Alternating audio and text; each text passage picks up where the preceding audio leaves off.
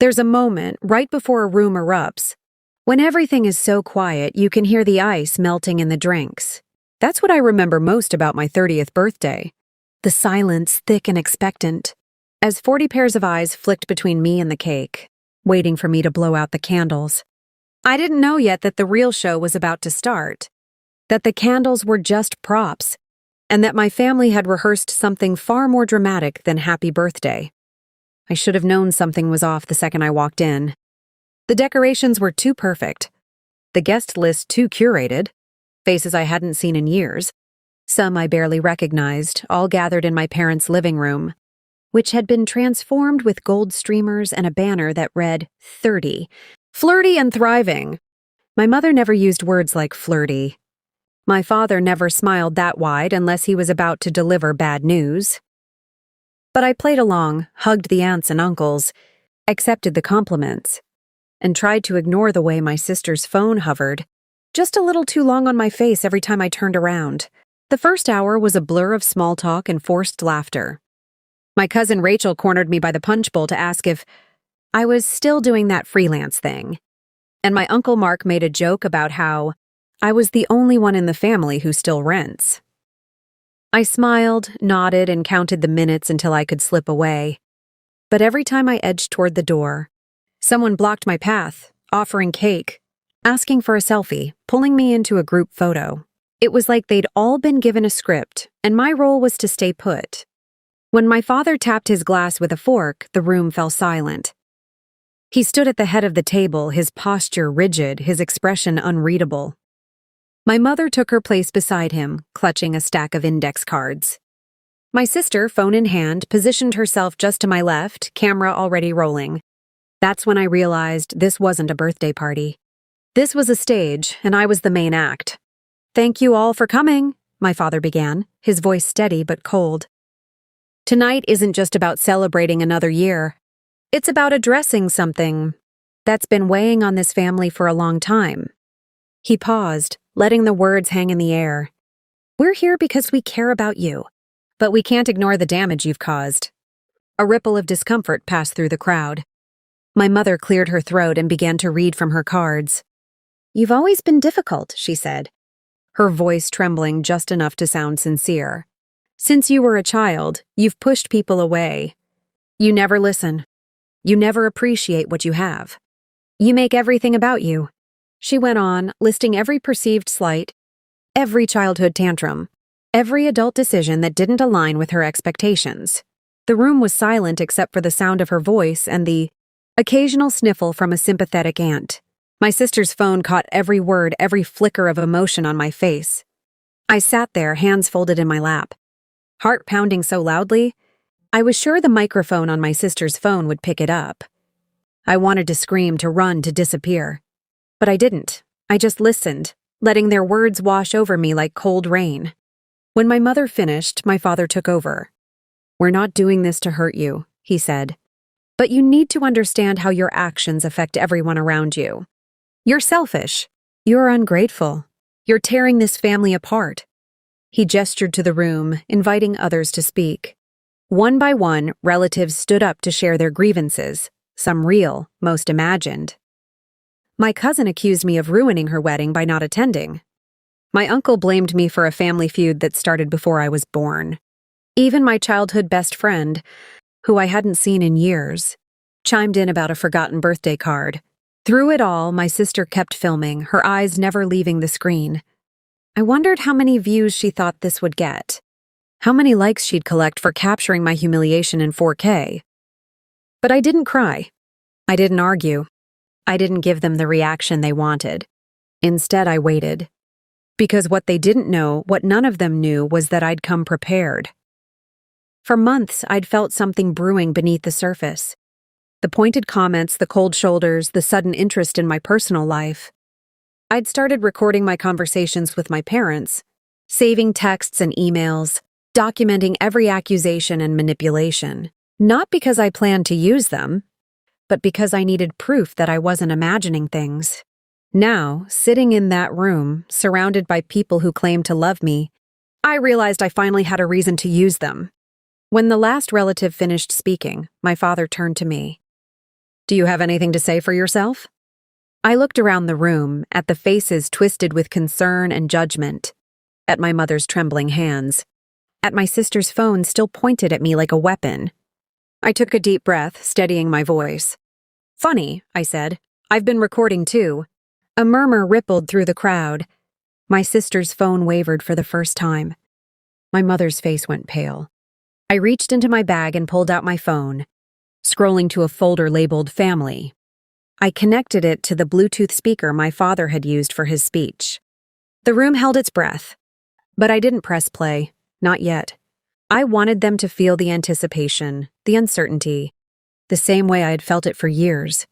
I wanted them to wonder what I had, what I might reveal, what secrets might finally come to light.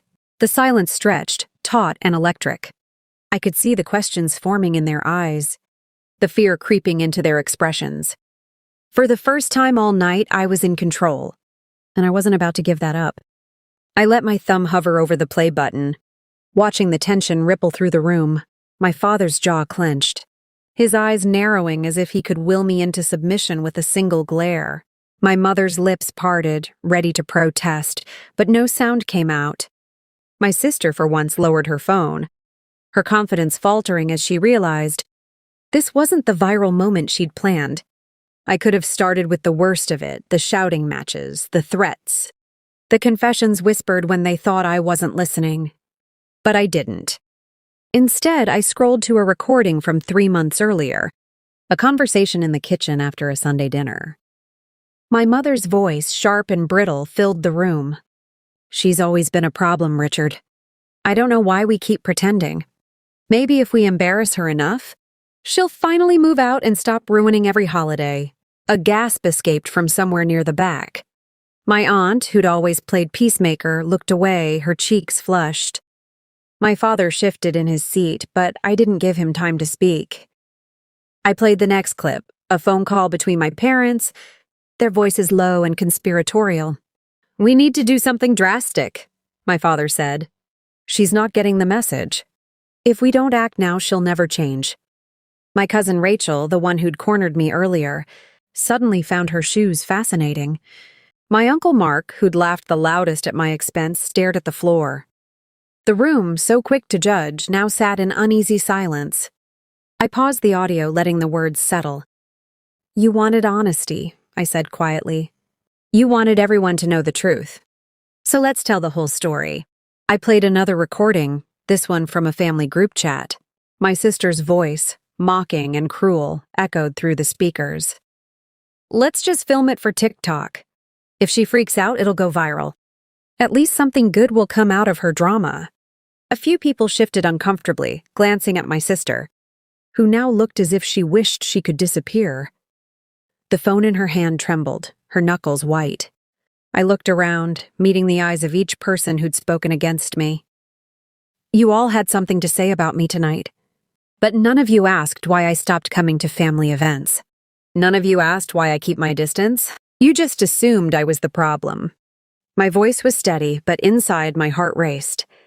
I'd spent years second-guessing myself, wondering if I was too sensitive, too stubborn, too much. But now, with the evidence laid bare, I felt something shift. A weight lifting, a clarity settling in. I played one last clip. This one from a voicemail my mother left after I missed Thanksgiving. "You're so selfish. You don't care about anyone but yourself. I hope you're happy ruining another holiday."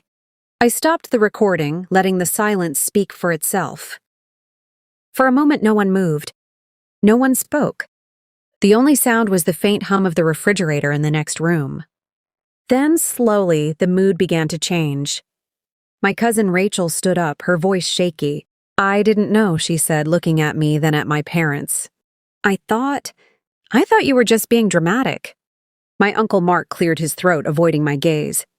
"Maybe we should have listened more." But not everyone was ready to admit the truth. My father stood, his face red with anger.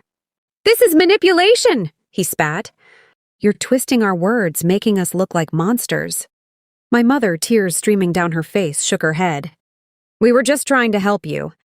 You never let us in. You always push us away." I looked at them, really looked, and saw not the authority figures of my childhood, but two people, desperate to control a narrative that was slipping through their fingers. I realized then that their power over me had always been an illusion. One I'd allowed them to maintain. Out of guilt, out of fear, out of love, I turned to the rest of the room. You can believe what you want, but I'm done pretending. I'm done apologizing for things I didn't do, for feelings I'm not allowed to have. If you want to know who I am, ask me. Don't rely on stories told behind my back. A few people nodded, their expressions softening. Others looked away, unwilling or unable to confront the reality unfolding before them. My sister, still clutching her phone, finally spoke. "You're ruining everything," she hissed, her voice barely above a whisper. "This was supposed to help you." I met her gaze, unflinching. "No, it was supposed to help you. To make you feel better about the way you treat me. But I'm not your scapegoat anymore." The room was divided now, some siding with my parents, others with me, most caught somewhere in between. The party atmosphere had evaporated, replaced by a tension so thick it was hard to breathe. I stood, gathering my things. "I think we're done here," I said, my voice calm. "If anyone wants to talk, really talk, you know how to reach me. But I won't be part of this anymore." As I walked toward the door, a few people followed, some to apologize, some to ask questions, some just to escape the fallout. I didn't look back. Outside, the night air was cool and sharp, a relief after the stifling heat of the living room. I took a deep breath, feeling the adrenaline ebb, replaced by a strange sense of peace. For the first time in years, I felt free. I stood on the porch, the muffled chaos of the house behind me, and let the night wrap around my shoulders. My hands shook, but not from fear. Something else was settling in. Something like relief, or maybe the first taste of real independence. I could hear voices rising inside. The sound of my father's anger, my mother's sobs, my sister's frantic explanations. But out here, under the porch light, it all felt distant, like a storm finally passing. My phone buzzed in my pocket. For a moment I considered ignoring it, but curiosity won. It was a message from my cousin Rachel. "I'm sorry. I didn't know. If you want to talk, I'm here." I stared at the screen, surprised by the warmth in her words. Maybe not everyone in that room was lost to me. I walked down the steps, my heels clicking on the concrete, and headed for my car. The driveway was lined with the cars of people who'd come to celebrate. Or so I'd thought. Now each vehicle felt like a symbol of a relationship I'd have to reconsider. I unlocked my door, slid into the driver's seat, and sat for a moment, letting the silence settle. I thought about the recordings, the months I'd spent collecting them, the nights I'd lain awake wondering if I was the problem. I thought about every birthday, every holiday, every family dinner where I'd felt like an outsider in my own life. Tonight, I'd finally said what needed to be said. I'd shown them the truth, even if it shattered the image they'd worked so hard to maintain. As I started the engine, my phone buzzed again. This time it was my childhood best friend, the one who'd joined the chorus of accusations earlier. Her message was short. "I'm sorry. I was wrong." I didn't know if I was ready to forgive her, but I appreciated the honesty. I drove through the quiet streets, the city lights blurring past, my mind replaying the night's events. I wondered what would happen next, who would reach out, who would disappear, who would try to rewrite the story to suit their own needs. I knew some relationships were over for good. I could feel it in the way my father's voice had cracked, in the way my mother had looked at me like a stranger, in the way my sister's hands had trembled as she clung to her phone. But I also knew that I wasn't alone. Rachel's message, my friend's apology, the uncertain glances from a few relatives as I left, they were small signs. But they mattered. Maybe in the wreckage of this night something new could grow, something honest. I pulled into my apartment complex, the familiar glow of the streetlights guiding me home. As I climbed the stairs, I felt lighter, as if I'd left a heavy coat behind. Inside, I dropped my bag by the door and sank onto the couch, exhaustion washing over me. I stared at the ceiling, letting the quiet fill the space where anxiety used to live. My phone buzzed one last time. This message was different. It was from my aunt, the one who'd always tried to keep the peace. "I'm proud of you," she wrote. It takes courage to stand up for yourself. If you need anything, call me. I smiled, a real smile, the kind that comes from somewhere deep. Maybe tonight hadn't been a celebration, but it was a turning point. I'd lost 6 relationships in that room, some I'd mourn, some I'd let go without regret.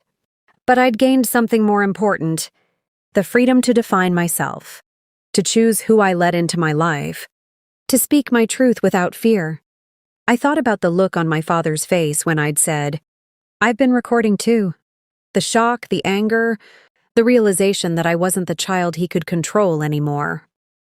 I thought about my mother's list, every grievance she'd carried for decades, and wondered if she'd ever see me as more than a collection of mistakes. I thought about my sister, desperate for validation from strangers online, and hoped she'd one day find peace within herself. As I drifted off to sleep, I felt a sense of closure.